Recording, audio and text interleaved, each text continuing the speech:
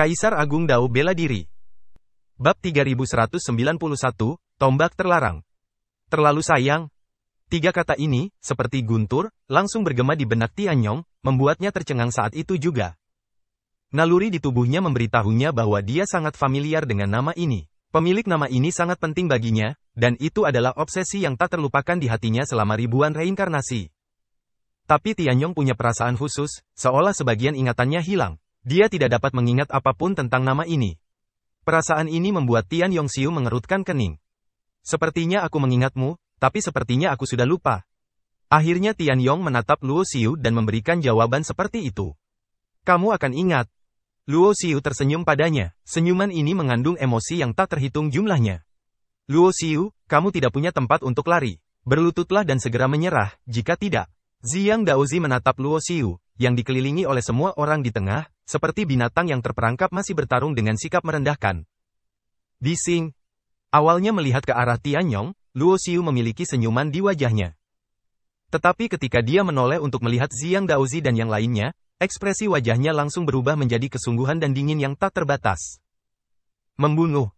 Dia berteriak keras, mengambil satu langkah ke depan, membuat segel dengan telapak tangannya, dan melambaikan tangannya untuk membentuk segel tertinggi. Ledakan. 5 pusaran air muncul di kehampaan, dan sejumlah besar aura kacau muncul. 5 jari telapak tanganlah yang menggerakkan angin dan awan di kehampaan. Segel palem ini memiliki kekuatan yang tak tertandingi. Dalam sekejap, beberapa pengikut jenius terkuat tewas di tempat bahkan tanpa sempat mengorbankan senjata magisnya. Lancang. Qi Sengtian berteriak keras, cahaya ilahi di sekujur tubuhnya terang, dan dia berevolusi menjadi hukum suci perang. Dia melihat sinar cahaya ilahi seperti api emas, mengamuk dan membakar tubuh Qi Sengtian. Dia membalikkan tangannya dan meninju Luo Xiu. Ledakan. Telapak tangan keduanya bertabrakan, dan tidak ada pihak yang menggunakan kekuatan terlarang. Meski begitu, kekuatan tempur salah satu dari mereka sebanding dengan Raja Suci, dan jauh melebihi jangkauan dan wilayah orang yang tercerahkan. Saat gelombang udara yang mengerikan menyebar, sosok Luo Xiu tetap tidak bergerak, sementara tubuh Qi Sengtian terbang terbalik. Luo Xiu tidak mengejar mereka, melainkan menargetkan orang-orang di bawah komando para jenius yang kuat ini. Ada kesenjangan yang tidak dapat diatasi antara kekuatan orang-orang ini dan kekuatannya, dan mereka dapat dibunuh dengan lambaian tangan. Pada saat ini, yang harus dilakukan Luo Xiu adalah membunuh semua orang ini, sehingga masing-masing dari mereka yang disebut jenius kuat dengan pengikut yang tak terhitung jumlahnya akan menjadi kesepian. Berhenti. Banyak jenius terkuat yang marah.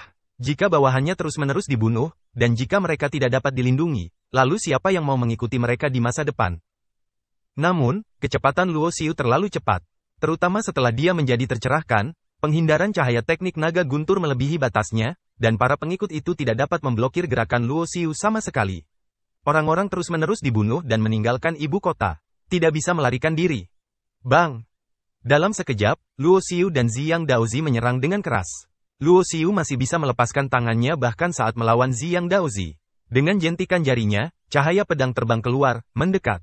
Salah satu pengikut yang Daozi ditindik kepalanya dan jiwa serta raganya dimusnahkan. Yin yang membunuh semua makhluk hidup. Ziyang Daozi sangat marah, dan 2 Qi Yin dan yang terbang keluar dari tubuhnya, berevolusi menjadi pola Yin dan yang di atas kepalanya, dan sinar cahaya ilahi terbang keluar. Setiap sinar cahaya ilahi seperti naga, menutupi Luo Xiu. Jun Ruolan telah dibawa ke ruang senjata ajaib oleh Luo Xiu. Saat ini, dia tidak lagi khawatir. Melihat Ziyang Daozi menggunakan kekuatan magisnya, banyak orang yang sangat bersemangat, karena banyak orang tahu bahwa Yin dan yang membunuh semua makhluk hidup adalah salah satu metode Tao yang paling kuat di Ziyang Daotian. Hanya ketika Anda menyadari alam kekuatan yang sangat mendalam dan memahami hakikat Yin dan yang barulah Anda dapat mengerahkannya. Seperti kata pepatah, segala sesuatu di dunia ini berada dalam 5 elemen. Sekalipun seseorang dapat melompat keluar dari 5 elemen, mereka tidak dapat melompat keluar dari Yin dan Yang.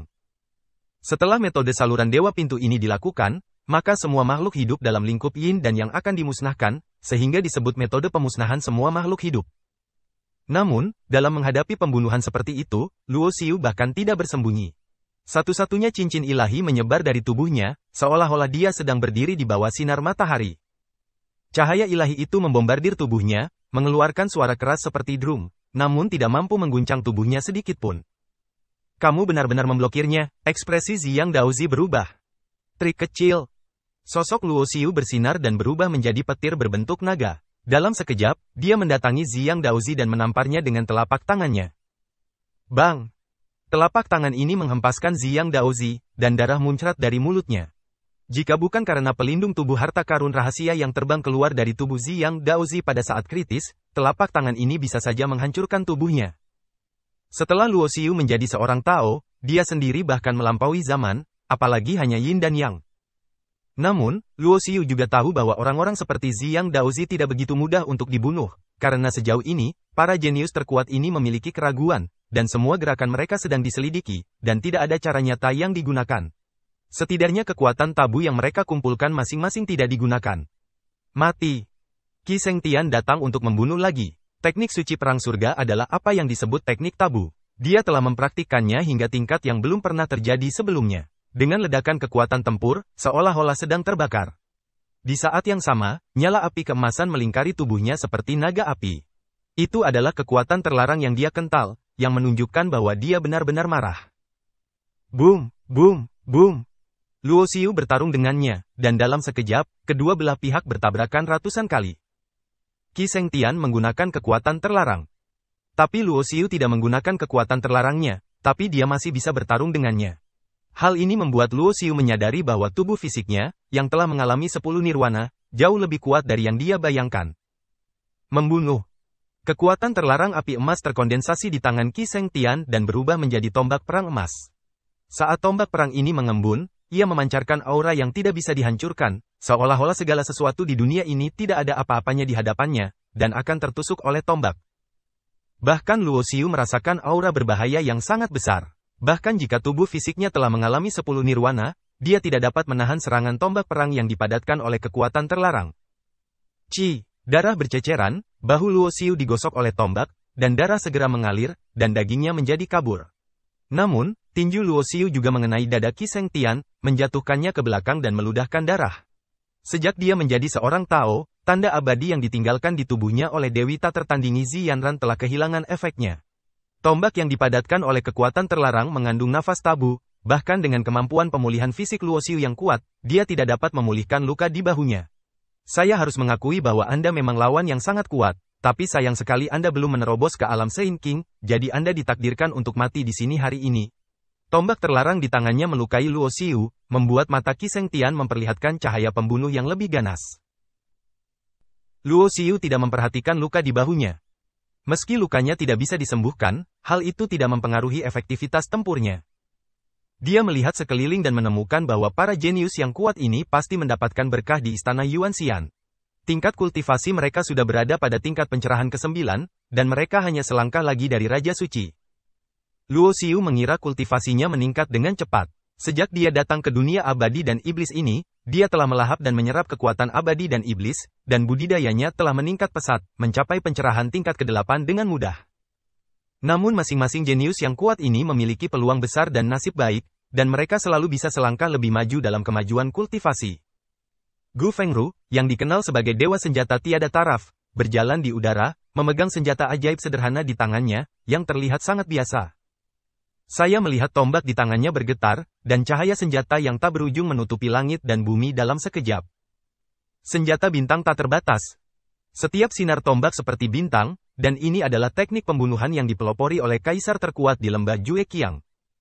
Gu Fengru, orang paling kuat di generasinya, telah mengembangkan teknik pembunuhan ini hingga tingkat yang sangat tinggi, bahkan melampaui kemampuannya sendiri. Sinar tombak seperti bintang menyerang satu demi satu, memukul mundur Luo Xiu terus-menerus. Dan beberapa sinar tombak bahkan membuat lubang berdarah di tubuh Luo Xiu. Berdengung. Lu Changkong, anak ajaib terkuat di Takong Dojo, juga datang untuk membunuhnya. Sosoknya menyatu dengan kehampaan, tanpa meninggalkan jejak. Telapak tangannya terangkat, seolah-olah dia sedang memegang pedang kosong yang tak terlihat. Luo Xiu menggunakan telapak dagingnya untuk menyerang dengan keras, tetapi darah mengalir dari telapak tangannya, dan seluruh telapak tangannya hampir terpotong. Benar saja, itu masih tidak berhasil. Luo Xiu menghela nafas. Dengan asumsi bahwa tidak ada pihak yang menggunakan kekuatan terlarang, dia bisa menekan para jenius yang kuat ini. Namun begitu lawan menggunakan kekuatan tabu, dia tidak akan mampu bersaing dengan orang-orang tersebut tanpa menggunakan kekuatan tabu. Jika itu 1 lawan 1, tentu saja dia tidak perlu takut. Tapi tidak hanya ada satu orang di sisi lain. Setelah kekuatan terlarang digunakan, masing-masing jenius yang kuat ini dapat melompati dan membunuh Raja Suci. Berdengung. Luo Xiu mengangkat tangannya untuk meraihnya, dan pedang panjang terkondensasi di tangannya, bersinar terang. Pedang ilahi ini bukanlah senjata magis sungguhan, tetapi diringkas dengan tatanan ilmu pedang. 5 hal terlarang itu bersatu. Tiba-tiba, aura Luo Xiu melonjak, dan kekuatan tempurnya dilepaskan sepenuhnya. Sosok emas kecil di lautan kesadarannya seakan membuka matanya dalam sekejap, membuat seluruh tubuhnya menyatu dengan energi dan jiwa, memasuki keadaan misterius dan tak terduga. Menggunakan teknik menyatukan 5 tabu, itu berubah menjadi pedang dan menebas kehampaan. Ledakan. Semua orang hanya melihat cahaya pedang yang menakutkan melintas. Di bawah pedang ini, sepertinya waktu dan ruang telah berhenti, dan hanya cahaya pedang yang seterang bintang. Engah kepulan. Darah terus berceceran, dan hanya dengan satu pedang, ratusan biksu yang mengikuti jenius terkuat terbunuh. Tanpa perlawanan sedikit pun, mereka meledak menjadi kabut darah di tempat, dan tidak ada tulang yang tersisa. Bahkan orang-orang seperti Ziyang Daozi, Qi Shengtian, Lu Changkong, dan Gu Fengru semuanya mundur dengan cepat dan menggunakan harta rahasia pertahanan mereka untuk melindungi tubuh mereka. Anda harus tahu bahwa harta rahasia pertahanan yang mereka miliki semuanya adalah senjata sihir suci tingkat raja. Tetapi pada saat ini, saya melihat bahwa setiap harta rahasia pertahanan memiliki tanda pedang yang menakutkan, dan hampir dihancurkan oleh pedang. Ini karena harta rahasia yang mereka memiliki kualitas tertinggi di antara senjata sihir tingkat Raja Suci. Jika tidak, jika diganti dengan senjata sihir Raja Suci biasa, mereka mungkin akan dihancurkan oleh pedang. Pedang yang mengerikan. Kekuatan pedang tunggal ini sebanding dengan seni terlarang. Wajah Ziyang Daozi muram, bahkan dia harus mengakui saat ini bahwa Luo Xiu memang orang yang sangat kuat, bahkan lebih kuat dan lebih menonjol darinya di antara orang-orang sezamannya. Mundur. Tanpa ragu-ragu, Gu Fengru dan yang lainnya berubah menjadi cahaya dan menghilang di ujung cakrawala. Mereka semua juga menyadari betapa kuatnya Luo Xiu, dan yang membuat mereka takut adalah sampai saat ini, Luo Xiu belum menggunakan kekuatan terlarangnya. Di depan istana abadi Yiyuan yang megah, kehampaan itu seperti medan perang yang tandus, dengan pecahan berbagai senjata magis melayang di mana-mana. Ada retakan di tanah, dan energi iblis yang tak ada habisnya meluncur dan berubah menjadi berbagai monster, mengaum ke langit. Gu Fengru melarikan diri, tombak tak tertandingi yang dikenal sebagai yang tak terkalahkan, meskipun dia telah mencapai pencerahan dan mengumpulkan kekuatan terlarang, setelah pertempuran hebat, dia benar-benar dikejutkan oleh kekuatan bertarung Luo Xiu. Kecuali dia menerobos Raja Suci dan menghancurkan orang ini dengan kekuatan absolut, dia tidak akan terkalahkan. Di sisi lain, Lu Changkong memilih arah lain untuk melarikan diri. Dia mengembangkan jalur tatanan spasial. Dalam hal melarikan diri, dia adalah yang pertama di antara para jenius yang paling kuat. Qi Shengtian juga berubah menjadi cahaya dan terbang menjauh. Dia dikenal sebagai salah satu orang paling kuat di antara para jenius paling kuat, tetapi saat ini dia hanya bisa mundur. Hanya ada satu pemikiran di benaknya, yaitu menerobos belenggu secepat mungkin, melangkah ke alam Raja Suci, dan mencapai alam Raja Suci.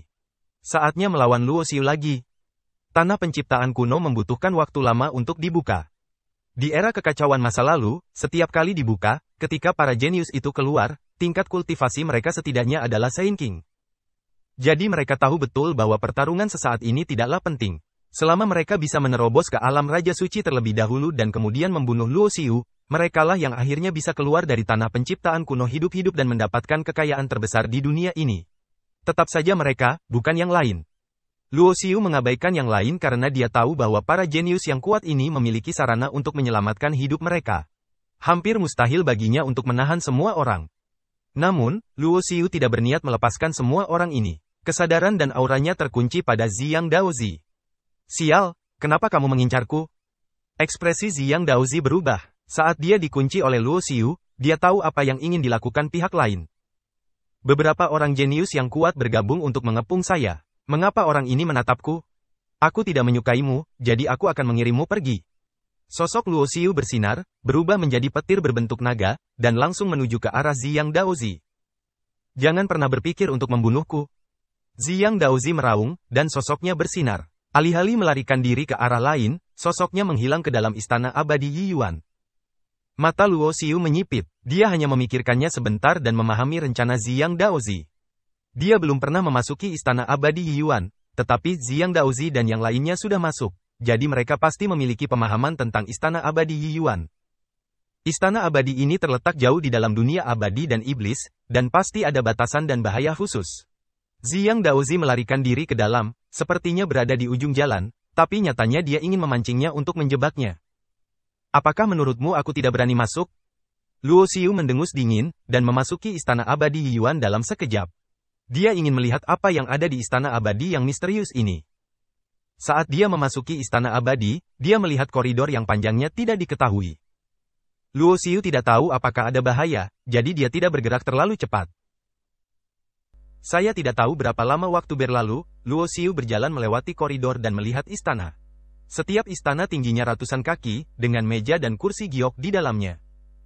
Apakah ada yang pernah berlatih di sini? Ada sedikit keraguan di mata Luo Xiu. Di beberapa istana, dia melihat futon, seolah-olah di masa lalu, seseorang sedang duduk bersila di atas futon dan berkonsentrasi pada budidaya. Selain itu, Luo Xiu juga melihat beberapa karakter terukir di beberapa istana. Karakter-karakter ini sangat kuno dan bukan milik era tanpa akhir. Setiap karakter terbuat dari pola kuno. Hanya mereka yang memahami seni pola kuno yang dapat memahami arti kata-kata tersebut. Informasi yang tercatat dalam teks-teks ini berbicara tentang klan abadi yang membangun istana untuk membantu klan paling kuno bertahan dari bencana. Seharusnya ada total 9 istana abadi seperti ini. Luo Xiu memperoleh banyak informasi dari teks paling kuno melalui teknik pola kuno, dan dia menjadi semakin terkejut. Meskipun dia tidak tahu di mana 8 istana abadi lainnya berada, setidaknya istana abadi 1 Yuan ini sangat besar dan berisi ruang tak terbatas. Jika catatan tertulis itu benar, ini tidak diragukan lagi berarti klan abadi ada di zaman kuno. Pahala yang besar telah melindungi banyak orang sejak awal. Ada banyak istana di istana abadi, tetapi di setiap istana, kecuali meja dan kursi, tidak ada yang lain, dan Luo Xiu tidak menemukan sesuatu yang berharga. Dia menjelajahi rahasia di istana abadi ini dan gagasan mengejar Ziyang Daozi, tapi dia mengesampingkannya dan mengabaikannya untuk saat ini. Eksistensi macam apa klan abadi itu? Keraguan seperti itu muncul di benak Luo Xiu. Ini bukan pertama kalinya dia mendengar tentang keberadaan klan abadi. Saat ini, dia hanya mengetahui bahwa klan abadi adalah klan yang sangat makmur dan kuat di zaman kuno. Satu-satunya yang bisa bersaing dengan klan abadi. Satu-satunya yang dapat bersaing dengan klan lain adalah klan iblis yang melawan makhluk abadi.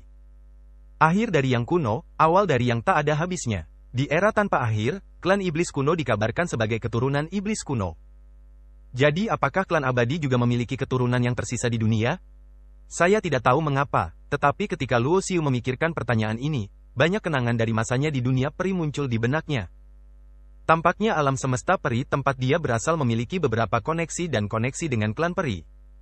Namun dengan cara ini, Luo Xiu menjadi semakin bingung. Anda harus tahu bahwa tidak ada orang kuat di dunia abadi di masa lalu. Bahkan jika seseorang kemudian membuktikan Tao, mereka hanya setingkat pemimpin agama, bahkan bukan raja leluhur. Dan keberadaan seperti apa klan peri itu? Masing-masing dari mereka adalah orang kuat yang telah menjelma menjadi tabu. Secara logika, seharusnya tidak ada hubungan antara keduanya. Luo Xiu berjalan-jalan di istana abadi Yuan ini, tapi dia tidak menemukan bahaya apapun di sini. Dia mencari di beberapa istana tetapi tidak menemukan harta karun apapun. Saat dia hendak pergi mencari Ziyang Daozi, dia tiba-tiba melihat cahaya dingin di sudut istana dari sudut matanya. Sosok Luo Xiu melintas dan dia sampai di sudut istana ini. Meski dikatakan pojok, namun istananya sangat besar, bahkan sudutnya pun sangat luas. Sinar cahaya dingin tidak mencolok. Jika tidak dilihat dari sudut matanya, Luo Xiu tidak akan peduli. Melihat lebih dekat, apa yang dia lihat adalah pisau hitam yang patah. Dia tidak tahu sudah berapa lama hal itu berlalu. Ada sedikit karat pada bilah yang patah, yang melambangkan jejak perjalanan waktu.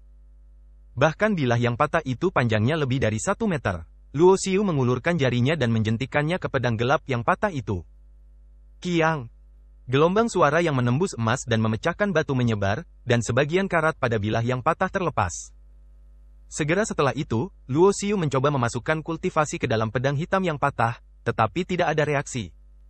Bahan dari pedang patah ini sangat tidak biasa, tetapi tidak lagi memiliki spiritualitas dan tidak dapat diaktifkan dan dikendalikan melalui kultivasi. Luo Xiu bergumam. Kemudian, dia mengeluarkan senjata sihir suci tingkat raja, dan dengan seluruh kekuatannya, dia membombardir pedang yang patah itu. Bang! Yang mengejutkan Luo Xiu adalah serangan penuh dari senjata sihir tingkat raja suci gagal meninggalkan jejak sedikit pun pada bilah yang patah. Kekuatan serangan balik yang kuat menyebabkan garis-garis muncul pada senjata ajaib raja suci. Retakannya hampir runtuh. Barang bagus. Wajah Luo Xiu menunjukkan kegembiraan. Bahkan jika dia tidak memiliki kekuatan magis, dengan kekuatan tubuhnya, jika dia memegang pedang patah ini, dia tidak akan bisa dihancurkan sama sekali. Tanpa ragu-ragu, Luo Xiu duduk bersila di samping pedang hitam yang patah dan mulai memperbaikinya. Berdengung. Aliran cahaya ilahi yang terang terbang dari tubuh Luo Xiu dan tenggelam ke dalam pedang hitam yang patah. Namun, cahaya ilahi ini seperti lumpur dan ternak memasuki laut, meninggalkan bilah yang patah tanpa reaksi apapun. Namun saat Luo Xiu semakin banyak mengubah budidayanya menjadi jejak dan mendorongnya ke dalam pedang hitam yang patah, karat pada pedang yang patah itu mulai rontok. Bilah patah yang awalnya berwarna gelap juga berangsur-angsur berubah. Lapisan luar hitamnya terlepas, dan yang muncul di hadapan Anda adalah pedang sebening kristal, seolah-olah terbuat dari kristal. Satu-satunya kekurangannya adalah pedangnya patah, hanya menyisakan gagang dan separuh bilahnya. Tidak ada keraguan jika pedang ini lengkap, setidaknya panjangnya 2 meter. Ini jelas merupakan senjata yang sangat kuat dan ganas. Jika ia ditebang dengan satu serangan, siapa yang dapat menghentikannya? Pada saat yang sama, Luo Xiu merasakan sedikit denyutan pada kultivasi tubuhnya. Awalnya, dia menuangkan budidayanya ke dalam setengah pedang ini, tetapi pada saat ini, pedang ini secara aktif menyerap budidaya di tubuhnya. Dalam sekejap, Luo Xiu merasa sebagian besar budidayanya diserap oleh pedang ini. Anda harus tahu bahwa meskipun budidaya Luo Xiu belum mencapai alam Raja Suci, fondasinya sangat kokoh, dan dia telah menciptakan fondasi Tao yang tak terkalahkan. Dengan budidaya Taoisme tingkat ke-8, dan kekuatan Tao terkondensasi dalam budidayanya, ini sebanding dengan keberadaan alam Raja Suci. Pedang patah menyerap begitu banyak kekuatan kultivasi sekaligus, dan akhirnya mengeluarkan teriakan pedang. Berdengung. Pedang yang patah itu bergetar, dan sinar cahaya terang terus bermekaran dari pedang yang patah itu. Rune misterius juga muncul dari pedang, berisi rahasia yang sangat mendalam dari teknik pola kuno. Aura yang terpancar saat ini saja membuat Luo Xiu merasa bahwa dia lebih unggul dari semua senjata ajaib yang pernah dia lihat. Ini jelas merupakan senjata yang dimiliki oleh keberadaan yang tabu. Pikiran seperti itu muncul di benak Luo Xiu. Berdengung. Menara batu giok putih kecil di lautan kesadaran berguncang pada saat ini, dan gumpalan aura yang luas dan tak terduga keluar dari menara batu giok putih kecil, sedikit bersaing dengan aura yang berasal dari pisau yang patah. Berdengung. Tiba-tiba, setengah dari pedangnya terus menyusut, berubah menjadi aliran cahaya dan tenggelam ke lautan kesadaran di antara alis Luo Xiu. Saya hanya melihatnya di dalam lautan kesadaran Luo Xiu. Manusia emas kecil itu seperti dewa, duduk bersila. Di belakang lelaki kecil emas itu, sebuah pola kuno melingkar seperti naga, seolah-olah telah berubah menjadi diagram Tao. Itu adalah pola kuno asli yang diperoleh Luo Xiu sejak lama. Tetapi bahkan sekarang, Luo Xiu tidak mengerti untuk apa pola kuno asli ini digunakan. Namun, menurut apa yang dikatakan iblis kuno dari Monumen Zenling, pola kuno asli mewakili asal mula semua pola kuno. Di zaman paling kuno, itu juga merupakan pola kuno tertua dan paling primitif. Pada saat yang sama, di samping pria kecil emas yang berubah dari jiwa Luo Xiu, sebuah menara giok putih kecil digantung di sebelah kiri, dan pisau pecah sebening kristal digantung di sebelah kanan. Setelah pisau patah ini menyusut tanpa batas, terlihat sangat jernih dan cemerlang. Istana abadi Yuan berisi ruang yang sebesar dunia. Saat dia dikunci oleh Luo Xiu, Ziyang Daozi memilih untuk memasuki istana abadi Yuan daripada melarikan diri ke arah lain, hanya untuk bertahan hidup. Dia tahu bahwa kekuatan tempur Luo Xiu sangat kuat, tetapi tidak begitu kuat sehingga dia tidak memiliki kekuatan untuk melawan. Karena dia pernah memasuki istana abadi ini sebelumnya, Ziyang Daozi tahu betul bahwa tidak ada batasan atau bahaya di istana luar. Jadi dia berlari sepanjang jalan, berubah menjadi cahaya yang kabur, dan segera sampai di gerbang istana. Istana ini jauh lebih besar dari istana-istana di sekitarnya. Namun berbeda dengan istana lainnya, gerbang istana ini tertutup, dan terdapat pancaran cahaya peri yang mengalir. Setiap sinar cahaya peri diringkas dengan pola kuno, yang misterius dan tidak dapat diprediksi. Waktu berlalu dengan tenang dan tanpa disadari. Ketika Luo Xiu mengejar sampai ke sini, dia melihat Ziyang Daozi, berdiri di depan gerbang istana yang tertutup, seolah dia telah menunggunya. Tubuh Ziyang Daozi diselimuti cahaya keemasan yang cemerlang, dan ada banyak evolusi yin dan yang di sekelilingnya. Luo Xiu, kamu akhirnya sampai di sini. Aku sudah lama menunggumu. Suara Ziyang Daozi terdengar pelan. Apakah kamu menungguku untuk membunuhmu? Luo Xiu mencibir. Kamu terlalu sombong. Tahukah kamu bahwa kamu dalam bahaya dan akan mati tanpa tempat pemakaman?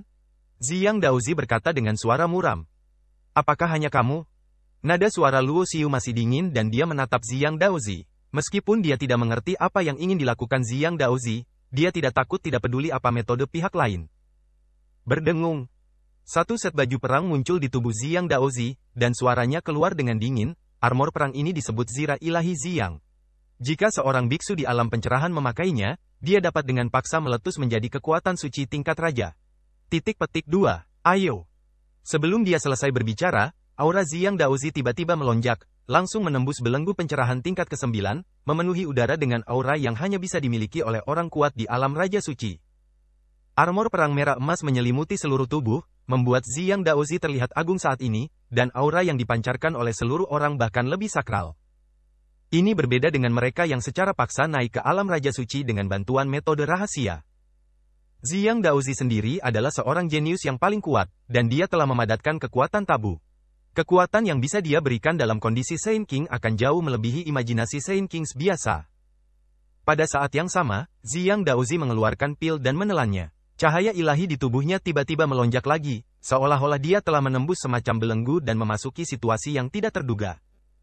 Berdengung. Saya melihat Ziyang Daozi mengangkat tangannya dan meraihnya, dan gumpalan kekuatan keteraturan jalan terkondensasi di antara telapak tangannya. Kekuatan keteraturan yang tak terbatas tampaknya telah berubah menjadi rantai, membentuk jaring untuk menutup kekosongan. Saat ini, aura di tubuh Ziyang Daozi masih meningkat, seolah tidak akan pernah berakhir. Apakah kamu melihatnya? Inilah kekuatan sebenarnya dari Daozi ini. Apa yang kamu lihat dan apa yang kamu pikirkan hanyalah puncak gunung es dari Daozi ini. Kamu hanyalah seorang anak kecil yang datang dari dunia bawah. Meskipun kamu memiliki beberapa bakat, kamu tidak memiliki warisan kuno yang mendukungmu. Kamu tidak memiliki dasar dan memiliki visi dan pengetahuan yang terbatas. Sekarang apakah kamu memahami kesenjangan di antara kita? Jika aku mau, aku bisa menghancurkanmu sampai mati hanya dengan beberapa gerakan. Suara Ziyang Daozi bergema di kehampaan, seolah membuat dunia bergetar. Pada saat yang sama, kekuatan terlarang Ziyang Daozi juga terkondensasi di tangannya, berubah menjadi pedang dewa yang terjalin dengan yin dan yang hitam dan putih. Dapat dikatakan bahwa saat ini, keadaan Ziyang Daozi telah ditingkatkan ke tingkat Raja Suci. Dia seperti dewa perang tak terkalahkan yang terlahir kembali dari api, dan aura di tubuhnya sangat kuat. Terutama pedang ilahi yin yang dia pegang di tangannya, yang dipadatkan dengan kekuatan tabu. Ia dapat memotong retakan pada kekosongan tanpa mengayunkannya. Segera setelah itu, Ziyang Daozi mengeluarkan pedang, memadatkan kekuatan terlarang dari pedang ilahi yin yang, dan menggabungkannya dengan pedang ilahi di tangannya, dan kekuatannya melonjak lagi. Luo Xiu, mengingat kamu adalah orang yang berbakat, berlututlah dan serahkan padaku. Aku akan mengampuni nyawamu. Ziyang Daozi, seolah-olah ditempa oleh kekuatan ilahi, mencibir, pedang ilahi di tanganku adalah senjata terbaik yang disempurnakan oleh orang suci itu sendiri. Setelah diberkati dengan kekuatan terlarang, kekuatannya hampir sama kuatnya dengan kekuatan ilahi Kaisar Suci. Senjata, apa yang kamu ambil? Bertarung melawanku? Menghadapi kekuatan cemerlang Ziyang Daozi, Luo Xiu tidak berkata apa-apa. Dia perlahan mengangkat tangannya, cahaya peri terbang dari tengah alisnya, dan dia memegang setengah dari pedang di tangannya, sebening kristal. Hahaha. Melihat setengah pedang di tangan Luo Xiu, Ziyang Daozi mengangkat kepalanya dan tertawa. Luo Xiu, apakah kamu yakin di sini bukan untuk bercanda? Itu hanya pedang yang patah. Tidak peduli seberapa kuatnya di masa lalu, itu tetap saja hanya pedang patah.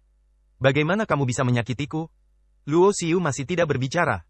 Sinar energi emas hijau muncul dari tubuhnya dan mendarat di separuh pedang di tangannya. Di saat yang sama, Luo Xiu memiliki aura menakjubkan yang menghilang dalam sekejap. 6 tabu itu bersatu. Kumpulkan energi emas hijau dan gunakan 6 unifikasi terlarang. Saat ini, Luo Xiu melancarkan serangan terkuatnya. Seberapa kuatkah pukulan ini? Bahkan Luo Xiu sendiri tidak mengetahuinya. Dia hanya tahu bahwa setelah memadatkan energi emas hijau, bahkan kekuatan Kaisar Suci yang terkandung dalam perahu dewa yang tak terukur dapat dikalahkan. Adapun setengah pedang yang diperoleh Luo Xiu di Istana Abadi, Luo Xiu bahkan tidak tahu seberapa kuat pedang ini. Saat pisau itu ditancapkan, cahaya ilahi yang sangat terang terbang keluar dari separuh pedang. Aura menakutkan membuat ruang di Istana Abadi tak tertahankan, dan tanda hitam yang menakutkan terkoyak. Ledakan. Sinar cahaya pedang, seperti kilat hitam, sepertinya menjadi satu-satunya di seluruh dunia. Saat Luo Xiu mengambil tindakan, tubuh Ziyang Daozi tampak membeku, seolah waktu dan ruang di sekitarnya telah berhenti. Dia hanya bisa menyaksikan tanpa daya saat cahaya pedang yang menakutkan muncul dari separuh pedang yang tidak mencolok di tangan Luo Xiu. Cahaya pedang ini sangat terang dan sangat menakutkan. Pedang ilahi yang sangat dia banggakan diberkati dengan kekuatan terlarang, tetapi saat pedang itu bersentuhan dengan cahaya pedang, pedang itu terbelah seperti tahu. Kekuatan tabu yang dia kumpulkan seperti api yang bertemu air, menghilang tanpa jejak dalam sekejap. Cahaya pedang yang menyilaukan begitu dahsyat sehingga bahkan dengan tingkat budidayanya hingga tingkat Raja Suci, dia tidak dapat menghentikannya sama sekali. Entah itu senjata dewa yang dia pegang atau baju besi dewa yang dia kenakan, semuanya seperti ubin ayam. Anjing, rentan. Bang! Saat cahaya pedang terbang melewatinya, tubuh Ziyang Daozi, yang barusan sekuat dewa, meledak menjadi kabut darah. Bahkan kekuatan cahaya pedang ini masih belum hilang sepenuhnya, dan kekuatannya tetap tidak berkurang. Ia menghantam pintu istana yang tertutup, menimbulkan suara yang menggemparkan, seperti genderang. Ini tidak mungkin. Teriak Ziyang Daozi, meski tubuhnya roboh, jiwa aslinya tidak musnah. Itu disimpan dalam harta rahasia dan lolos dari pembunuhan tadi. Keabadian roh sejati berarti keabadian. Tidak ada yang mustahil di dunia ini. Luo Xiu mengangkat tangannya dan meraih jiwa sejati Ziyang Daozi. Selama dia memiliki pemikiran saat ini, dia dapat menghancurkan semangat sejati Ziyang Daozi dan membuatnya menghilang sepenuhnya, bahkan tanpa kesempatan untuk bereinkarnasi dan membangun kembali. Bab 3195 Rahasia Penciptaan. Berdengung. Ketika Luo Xiu menangkap roh asli Ziyang Daozi, bola api muncul di antara telapak tangannya dan menyelimuti roh asli Ziyang Daozi. Meskipun Ziyang Daozi berasal dari kalangan bangsawan, dia bukanlah orang yang dimanjakan. Dapat dikatakan bahwa pada alam dan level ini, betapapun berbakat dan kuatnya seseorang, jika hatinya tidak cukup kuat, mustahil untuk mencapai titik ini. Oleh karena itu, meskipun roh sejati dibakar oleh api, Ziyang Daozi tidak mengucapkan sepatah kata pun. Luo, jangan sia-siakan usahamu. Kamu bisa membunuhku, tapi aku tidak akan membiarkanmu mempermalukanku. Semangat sejati Ziyang Daozi tersembunyi di dalam manik, menatap Luo Xiu dengan kejam. Berapa banyak yang kamu ketahui tentang tempat ini? Luo Xiu bertanya. Ziyang Daotian adalah salah satu warisan tertua. Kurang lebih, harus ada beberapa catatan tentang tempat-tempat penciptaan yang paling kuno dan kuno. Luo Xiu tidak memiliki harapan sama sekali, karena dia bisa merasakan bahwa meskipun seorang jenius yang kuat seperti Ziyang Daozi dikalahkan, dia lebih baik mati daripada tunduk pada siapapun. Hati taunya kokoh seperti batu dan tidak dapat digoyahkan. Titik. Tapi yang mengejutkan Luo Xiu adalah Ziyang Daozi menjawab, pernahkah kamu melihat gerbang istana yang tertutup? Di balik gerbang ini, ada hubungan antara yang abadi dan iblis. Klan abadi kuno telah mengatur formasi abadi untuk pemurnian. Kekuatan dari nenek moyang klan iblis, setelah bertahun-tahun tanpa akhir, mengintegrasikan kekuatan terlarang ini ke seluruh tanah penciptaan kuno. Oleh karena itu, di negeri penciptaan kuno, kita memiliki harapan terbesar untuk memadatkan tabu ketika kita menjadi tercerahkan. Namun, era tanpa akhir akan segera berakhir, dan tanah penciptaan kuno dibuka untuk terakhir kalinya. Dunia abadi dan iblis ini masih mengandung kekuatan terlarang yang tak terbatas. Ini adalah ciptaan terbesar di tanah penciptaan kuno, dan itu juga merupakan ciptaan terhebat dari semua orang. Semua orang menginginkannya. Istana Abadi Satu Yuan adalah mata dari formasi abadi yang dibentuk oleh klan abadi. Ada total 9 formasi mata seperti itu. Mengontrol 9 istana abadi setara dengan menguasai formasi abadi, dan Anda dapat menggunakannya untuk mengontrol formasi abadi. Formasi abadi memurnikan kekuatan leluhur klan iblis dan menggunakannya untuk kepentingannya sendiri. Meskipun tidak ada satupun jejak kekuatan leluhur iblis yang tersisa selama bertahun-tahun tanpa akhir, itu adalah keberadaan yang tabu, dan itu juga merupakan keberadaan yang berdiri di puncak tabu di zaman kuno yang paling jauh. Bahkan jika miliknya kekuatan tersisa 1 dari 10.000, bagi kita yang baru saja mencapai pencerahan, ini jelas merupakan peluang besar. Luo Xiu tertegun dan menatap jiwa asli Ziyang Daozi, mengapa kamu bersedia memberitahuku hal ini? Hahaha. Ziyang Daozi tertawa, aku memberitahumu ini untuk memberimu pemikiran, tapi kamu tidak akan pernah mengerti. Saya juga dapat memberitahu Anda bahwa karena ini adalah kali terakhir tanah penciptaan kuno dibuka, seiring berjalannya waktu, pembatasan terhadap tanah penciptaan kuno akan berangsur-angsur hilang. Pada saat itu, orang-orang kuat dari seluruh surga di dunia Tao akan datang berbondong-bondong. Kamu dia pasti akan mati saat itu. Setelah mendengar apa yang dikatakan Ziyang Daozi, Luo Xiu tidak merasa marah atau terkejut, melainkan menjadi sangat tenang. Faktanya, dia tidak tahu apakah yang dikatakan Ziyang Daozi itu benar atau salah, tapi menilai dari intuisi Luo Xiu, beberapa di antaranya benar, dan tidak semuanya bohong. Lalu, jika apa yang dikatakan Ziyang Daozi benar, selama Anda menguasai formasi abadi yang ditinggalkan oleh klan abadi, Anda bisa mendapatkan ciptaan besar kekuatan tabu yang tak terbatas. Lalu jika Anda menggunakan kekuatan tabu yang tak terbatas untuk meredam tubuh Anda. Memikirkan hal ini, meskipun hati Tao Luoxiu tenang, sulit untuk tenang saat ini. Dengan kekayaan sebesar itu, mudah baginya untuk menembus Holy King. Hanya dibutuhkan lebih dari 10 tahun latihan untuk mencapai alam Raja Suci. Cukup. Bahkan jika dia menjadi Kaisar Suci dengan kekayaan yang begitu besar, fondasinya tidak hanya tidak akan stabil, tetapi dia bahkan dapat melampaui level untuk bersaing dengan Tuhan Suci berdasarkan budidayanya di alam Kaisar Suci.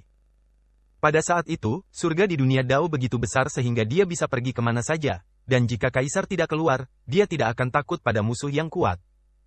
Tepat ketika Luo Xiu sedang memikirkan kemungkinannya, Ziyang Daozi mencibir, jangan berhayal. Sejak ku bilang, aku tidak takut kamu bisa mendapatkannya. Kamu harus tahu bahwa 9 istana abadi adalah mata dari formasi abadi, yang diatur oleh yang paling kuno. Klan abadi. Selanjutnya, aura leluhur ras iblis berubah menjadi monster. Makhluk ini berada di tingkat puncak dari tabu paling kuno, bahkan jika dia mati, kekuatannya masih memiliki semacam spiritualitas. Untuk mencegah kekuatannya dari dengan mudah dibawa pergi, tubuhnya energi iblis yang melarikan diri terkondensasi menjadi monster yang kuat dan dijaga di 9 istana abadi.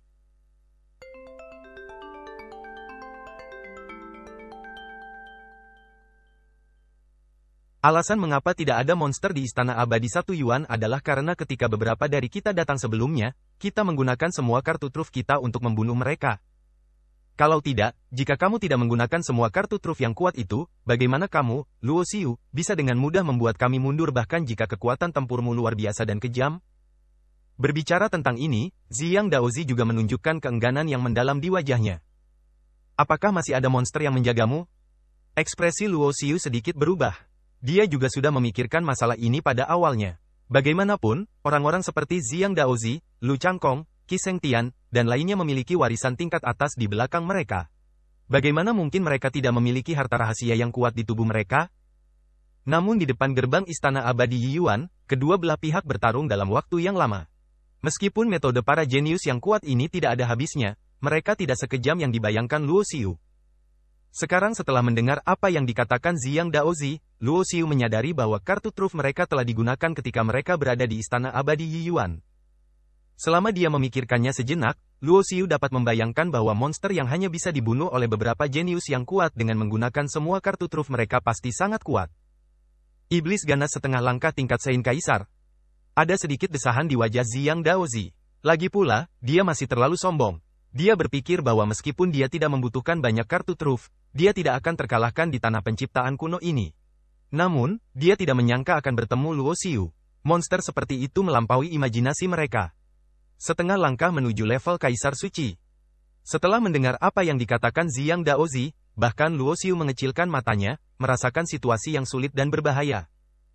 Meskipun hanya setengah langkah menuju Kaisar Suci, karena telah mengambil setengah langkah, itu berarti ia telah menguasai beberapa metode yang hanya dapat digunakan oleh pembangkit tenaga listrik tingkat Kaisar Suci.